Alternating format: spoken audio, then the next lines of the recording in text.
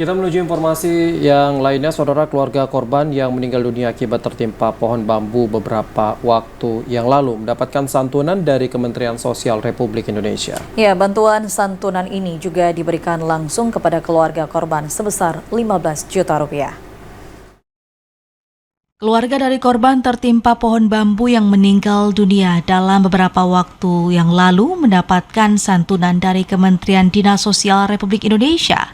Bantuan santunan dari kementerian tersebut diserahkan oleh Asisten 3 Bupati Aceh Tenggara Sudirman dan didampingi Kepala Dinas Sosial Bahagiawati dengan nilai santunan sebesar 15 juta rupiah. Ini adalah akibat bencana. Beberapa minggu yang lalu, pada saat bencana, salah seorang dari keluarga di rumah ini tertimpa bambu dan mengakibatkan meninggal dunia. Karenanya, pada kondisi bencana dan terdapat meninggal dunia, maka kita ajukan kemarin permohonan bantuan kepada Kementerian Sosial.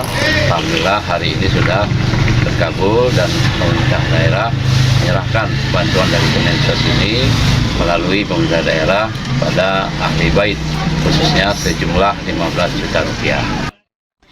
Bantuan santunan diserahkan di Desa Kisam Gabungan, Kecamatan Lawi Sumur, Aceh Tenggara dan diterima oleh suami korban. Suami korban, Sadiman, mengucapkan terima kasih kepada Kementerian Sosial dan juga Dinas Sosial setempat yang sudah peduli atas musibah yang menimpa keluarganya.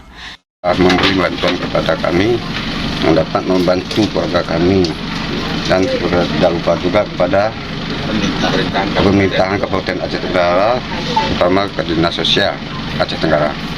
Sebelumnya, korban Hakimah meninggal dunia akibat tertimpa pohon bambu pada akhir Agustus lalu.